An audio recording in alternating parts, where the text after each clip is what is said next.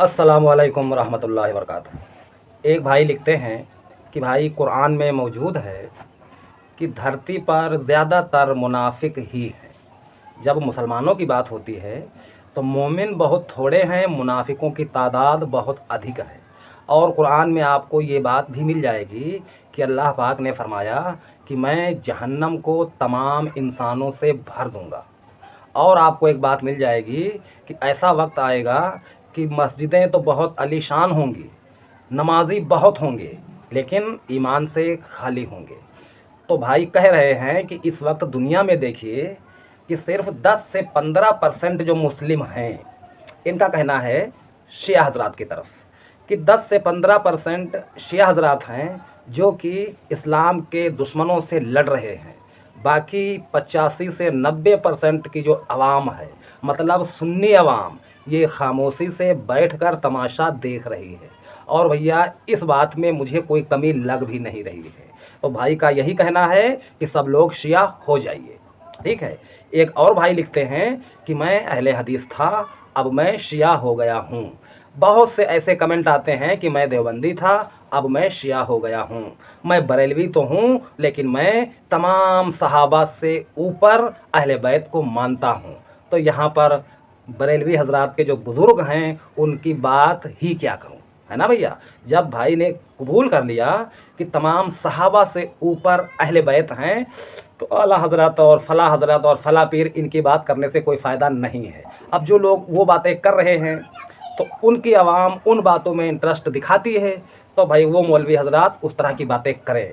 लेकिन जो सुन्नी हजरात, चाहे बरेलवी हों या देवबंदी हों या अहले हदीस हों, अगर ये अपने मौलवी हजरात की बातों से उठकर नबी और आले नबी और सहाबा की तालीम किसी से भी सुनेंगे, तो भैया वो लोग आवाज़ बुलंद ज़रूर करेंगे कि भैया हम फालतू चीज़ें नहीं जानते, हम उन लोगों के साथी हैं जिनसे नबी करीम सल्लल्लाहु ताला अलैहि वसल्लम खुश रहे हैं। ठीक है भैया। अब जब बहुत से सुन्नी शिया की तरफ रुख कर रहे हैं, तो इसमें बहुत से मौलवी हैं जो आवाम को आगाह करते हैं कि ये वही शिया हैं जिन्होंने इमाम हुसैन अलैहिस्सलाम के साथ गद्दारी की, उनको धोखा दिया, खत लिख कर बुलाया, बाद में उनको धोखा दे दिया। तो बहुत से आम मुसलमान इन बातों में आ जाते हैं। और एक बात और कही जाती है सुन्नी हजरात की तरफ से, कुछ आलिम अपनी आवाम को खूब मेहनत से बताते हैं, कहते हैं कि आप लोगों को नहीं मालूम, शिया ये बहुत ही ख़राब हैं। इसलिए कि हज़रत उमर रज़ी अल्लाह अन्हु का जो कातिल था, जिसने आपके पेट में 2 धारी चाकू मारा था, अबू लोलो फ़िरोज़, उसकी मज़ार शियों ने ईरान में बना रखी है। उस मज़ार पर जाते हैं, अबू लोलो फ़िरोज़ से मांगते हैं, उसको बहुत अच्छा समझते हैं। ये बात सुन्नी हजरात में कही जाती है। मेरे चैनल पर भी इस हवाले से कई कमेंट आए हैं।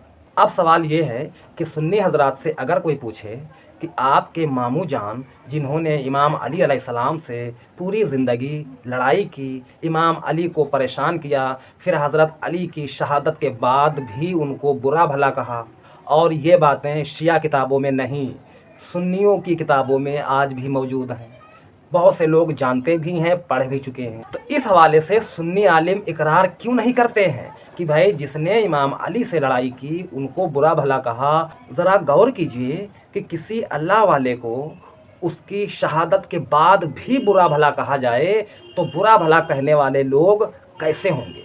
आज उन लोगों की तारीफ़ कौन कर रहा है? तो भैया उनकी तारीफ़ देवबंदी, बरेलवी, अहले हदीस, इन तीनों फ़िरक़ों में से होती है।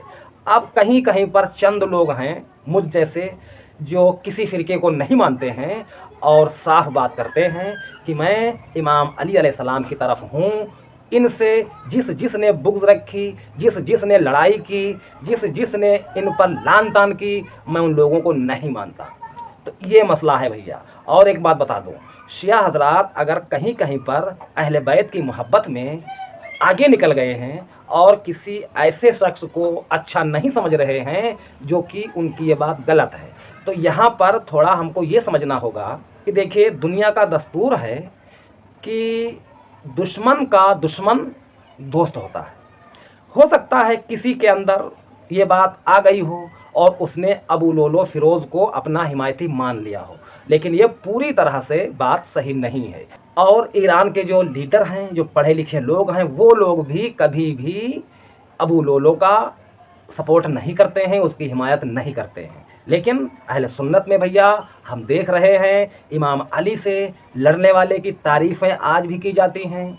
इमाम हसन अलैहिस्सलाम को जिसने परेशान किया और जिस खबीस ने इमाम हसन के जनाजे पर तीर चलाए, मरवान बिन हकम, उसकी भी कहीं कहीं पर अहले सुन्नत ही में तारीफ़ की जा रही है। और फिर इमाम हुसैन अलैहिस्सलाम को जिस लश्कर ने और जिसके लश्कर ने शहीद किया, उसकी तारीफ़ सुन्नी हजरात ही कर रहे हैं। तो क्या सुन्नी आलिमों का ये हक नहीं बनता है कि वो भी इकरार करें कि जो इस उम्मत के सरदार हैं, इस उम्मत के मौला हैं, इमाम अली अलैहिस्सलाम, उनसे जिसने बुग़्ज़ रखी उससे हम दूर हो जाएं? तो भैया ये हिम्मत अहले सुन्नत के आलिमों में दिखाई नहीं दे रही है।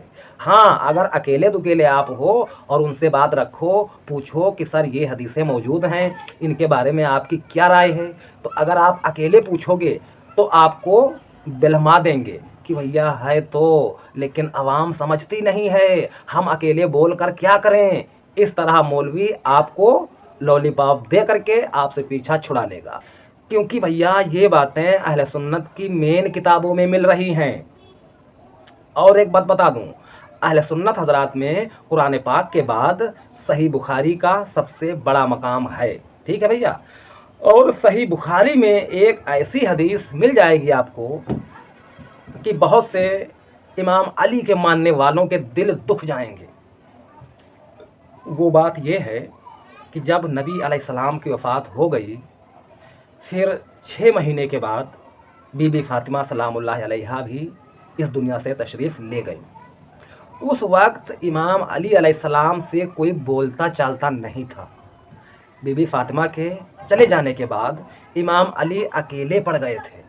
इनसे बहुत से लोग बोलते ही नहीं थे, मतलब अक्सरियत बोलती ही नहीं थी, इनको किनारे कर दिए थी।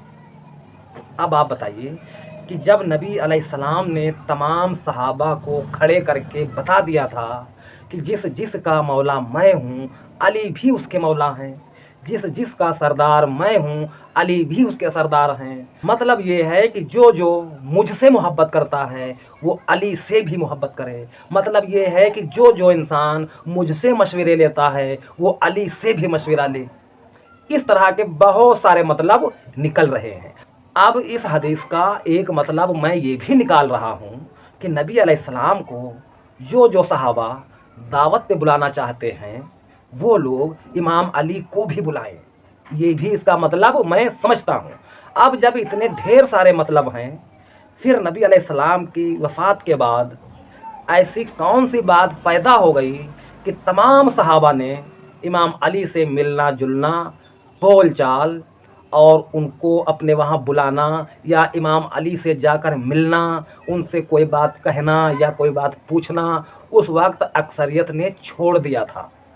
ये अहले सुन्नत की किताबों में मौजूद है।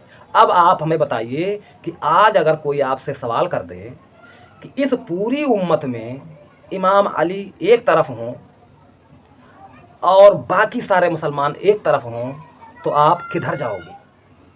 तो भैया मेरा दिल तो यही मानता है कि मैं इमाम अली के साथ में रहूँगा। इसी तरह इमाम हुसैन और यजीदियों का मसला है।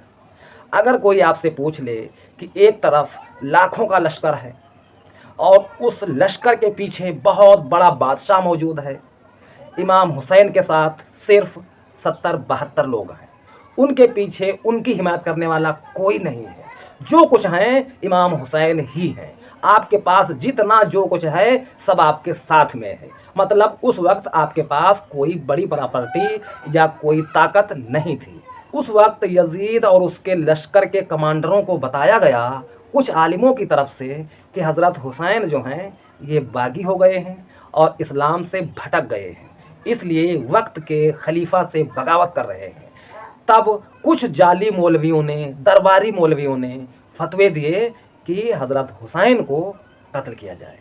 अब इस ख़तरनाक माहौल में आपसे कोई पूछ ले कि आप मौला हुसैन के साथ रहोगे या उन जाली मौलवियों की बनाई हुई फ़ौज यानी यजीदी फ़ौज की तरफ रहोगे तो भैया मैं अपनी जान दे दूंगा, लेकिन यजीदी फ़ौज या उन दरबारी मौलवियों के चक्कर में नहीं आऊँगा। मतलब ये है कि मौला हुसैन की तरफ रहूँगा।